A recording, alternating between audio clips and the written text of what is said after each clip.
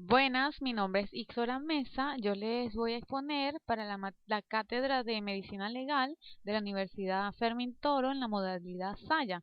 Yo les voy a hablar sobre la intoxicación por drogas. Intoxicación.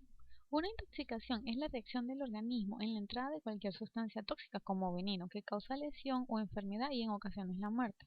Una intoxicación se produce por la exposición, ingestión, inyección o inhalación de una sustancia tóxica. Las intoxicaciones pueden ser accidentales o voluntarias debidas al consumo de medicamentos y son las más frecuentes estas. Otros tóxicos son los productos industriales, los domésticos, los de jardinería, las drogas, el monóxido de carbono y en el caso del alcohol puede ser su uso excesivo. La gravedad de la intoxicación depende de la toxicidad del producto, del modo de la introducción, de la dosis ingerida y de la edad de la víctima, como en los casos de niños pequeños o de personas de tercera edad que no pueden soportar mucho una intoxicación como una persona adulta. La intoxicación por cocaína. La cocaína es una droga estimulante ilegal que afecta el sistema nervioso central. Se obtiene de la planta de la coca, la cual se encuentra en muchas partes del mundo. Produce una sensación de gozo extremo al hacer que el cerebro se libere de cantidades altas de lo normal de algunos bioquímicos. Sin embargo, los efectos de la cocaína en otras partes del cuerpo pueden ser muy serios e incluso mortales. La intoxicación por cocaína puede ser causada por consumir demasiada cocaína o en una forma muy concentrada, usar cocaína cuando el clima es caluroso, lo cual lleva a un daño y a efectos secundarios debido a la deshidratación, y consumir cocaína con algunas otras drogas. Y la intoxicación grave y la muerte pueden ocurrir por las mulas que transportan droga, o sea, la transportación de paquetes en el cuerpo, que estas son personas que se tragan los paquetes de cocaína a propósito el propósito de transportar la droga. Los síntomas de la intoxicación por cocaína, entre ellos podemos tener la ansiedad y la agitación, la presión o dolor en el pecho, la dilatación en las pupilas, la sensación de estar embriagado o con euforia, aumento de la frecuencia cardíaca y de la presión arterial, y en las dosis más altas se puede presentar una sudoración, temblores, confusión, hiperactividad renal, también accidentes cerebrovasculares, latidos cardíacos irregulares y muerte repentina. La toma de muestras y métodos diagnósticos en los individuos vivos, las muestras se deben tomar en la sangre y en la orina. Y en las personas ya muertas, las autopsias pueden tomarse de la sangre, la orina y del cerebro. En los humanos, la vida media de la cocaína es de 40 a 90 minutos cuando tienen sobredosis y puede detectarse en la orina durante las 48 horas. Pero en grandes usadores de cocaína puede continuar excretándose por 10 hasta 14 días. La detección de la droga se hace por medio de cromatografía de gas, espectrometría de masa y la cromatografía líquida en alto rendimiento. Para la conservación de estas muestras deben usarse un preservante como el fluoruro de sodio. La metanfetamina. La metanfetamina es una droga ilegal común que se vende en las calles y se puede denominar, o coloquialmente también se conoce como crack, speed, metanfetamina cristalina o ice. Una forma mucho más suave de la metanfetamina se vende con receta con el nombre comercial de Desoxin. Entre los síntomas de ella podemos conseguir con mayor frecuencia que provoca sensación general de bienestar, euforia, que por lo regular se denomina un arrebato o un fogonazo. Otros síntomas son el aumento de la frecuencia cardíaca, el aumento de la presión arterial y las dilataciones de la pupila, incluyendo también la agitación, el dolor torácico, coma y la insensibilidad en los casos extremos, el ataque cardíaco y la parada de los latidos del corazón. La heroína. Se conoce la heroína como una droga que se puede clasificar dentro de las drogas duras, caracterizada por producir una alta tasa de dependencia, tanto psicológica como física. Además, produce un fuerte síndrome de abstinencia, generando un problema sanitario grave y para el tratamiento en los casos de adicción. Es por ello que se utilizan drogas sustitutivas para evitar los síntomas de abstinencia de la droga. Sin embargo, el tratamiento de la heroína, aún con métodos sustitutivos, pueden ser muy complicados debido a la fuerte dependencia psicológica que genera. Una sobredosis puede ocasionar síntomas graves y dañinos o incluso la muerte.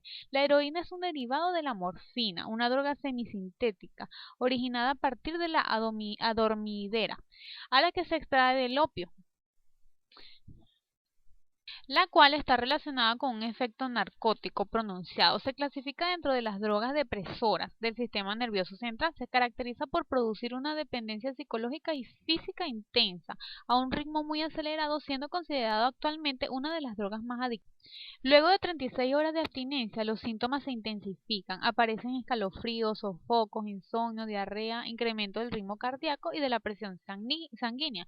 Si no se repite la toma, los síntomas declinan a los 10 días siguientes. En cambio, si se prolonga su uso, se inicia el camino de una dependencia sin atenuantes, cuyos efectos físicos son epidermis enrojecida, pupilas contraídas, náuseas, decaimiento de la función respiratoria, pérdida de los reflejos y falta de las respuestas a estímulos como la hipotensión, desaceleración cardíaca, convulsiones y riesgo de muerte. El cannabis. El cannabis es la droga más consumida entre los escolares. Entre sus tipos de preparación existe la resina de las plantas de cannabis, que es la principal fuente de estos principios activos.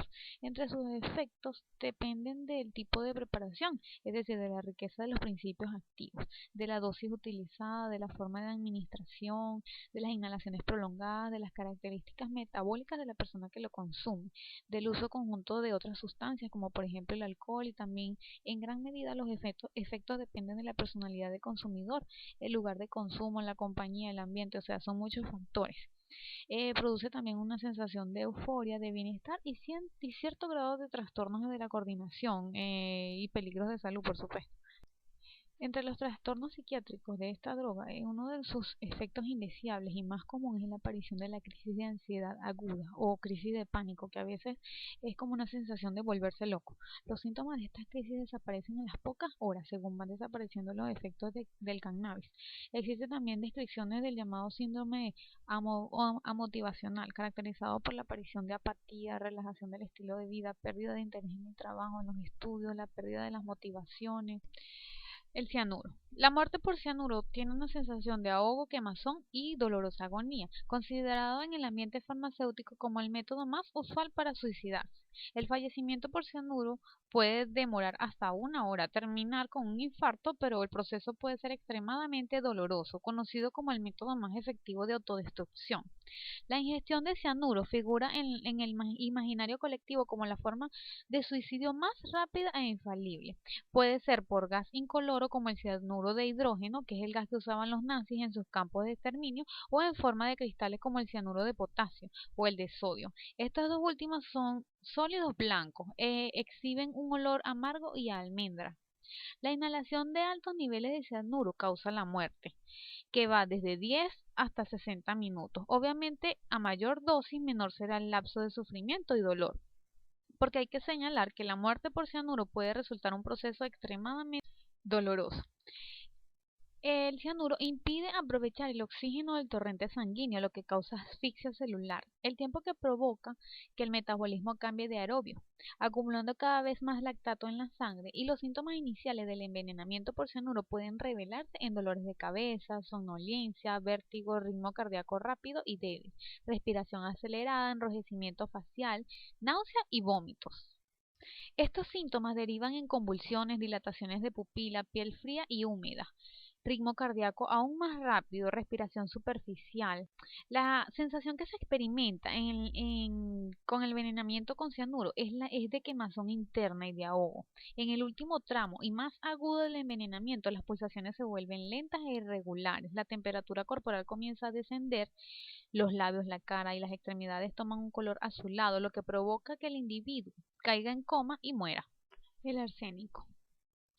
Químicamente hablando, es un semimetal, presenta propiedades intermedias entre los metales y los no metales. En realidad el arsénico puro no es tóxico, sino que son los compuestos del arsénico los que presentan una elevada toxicidad, como por ejemplo el trióxido de diarsénico o la arsenolita, que se produce fácilmente por la oxidación del gas puro en contacto con la atmósfera. En este compuesto de arsenolita es el más utilizado y dicen que presenta olor a almendras, cualidades que permitían mezclarlo con alimentos o ingerirlo y sin levantar la más leve sospecha. Los síntomas del envenenamiento por arsénico son agudos, son fuertes y son desórdenes gastrointestinales como vómitos, diarreas, cólicos y síntomas neurológicos, entre ellos la importancia médico-legal del examen toxicológico. El examen se refiere a diversas pruebas que determinan el tipo y la cantidad aproximada de las drogas legales e ilegales de que una persona ha tomado. Y en la forma en que se realiza el examen se hace con mayor frecuencia utilizando una muestra de sangre u orina. Sin embargo, puede efectuarse poco después de que la persona ingirió el medicamento, utilizando los contenidos estomacales obtenidos a través de un lavado gástrico como bombeo estomacal o después de vomitar. En la Ley Orgánica de Drogas, en su artículo 1, nos establece que esta ley tiene por objeto establecer los mecanismos y medidas de control, vigilancia y fiscalización en el territorio nacional a que serán sometidos los estupefacientes y sustancias psicotrópicas, así como las sustancias químicas precursoras y esenciales, susceptibles de ser desviadas a la fabricación ilícita de drogas, determinar los delitos y penas relacionados con el tráfico ilícito de drogas. Asimismo, las infracciones administrativas pertinentes y sus correspondientes sanciones. Identificar y determinar la naturaleza del órgano rector en materia de lucha contra el uso indebido y tráfico ilícito de drogas. Regular lo atinente a las medidas de seguridad social aplicables a la persona consumidora por el consumo indebido de estupefacientes y sustancias psicotrópicas. Y regular lo atinente a la prevención integral del consumo de drogas de las mismas. En el artículo 137 establece la privación de la patria potestad del padre o de la madre, que podrá ser privado de la patria potestad en los casos por el consumo habitual que pudiera comprometer la salud, la seguridad o la moralidad de los hijos y hijas. También utilicen a sus hijos o hijas para cualquiera de los delitos tipificados en esta ley, cuando incurran en las conductas delictivas previstas en el capítulo 1 del título 6 de esta ley y las demás previstas en la ley que regulan la materia de niños, niñas y adolescentes. El procedimiento para privar de la patria potestad del padre o de la madre deberá aplicarse según lo dispuesto en la ley que regule la materia. En el artículo 107 de la Ley Orgánica de Drogas establece la prohibición de despacho a niños, niñas y adolescentes. Quien despacha a niños, niñas y adolescentes las sustancias químicas controladas serán sancionados con multa equivalente entre 100 unidades tributarias y 300 unidades tributarias, y la reiteración será sancionada con la suspensión de la licencia del operador.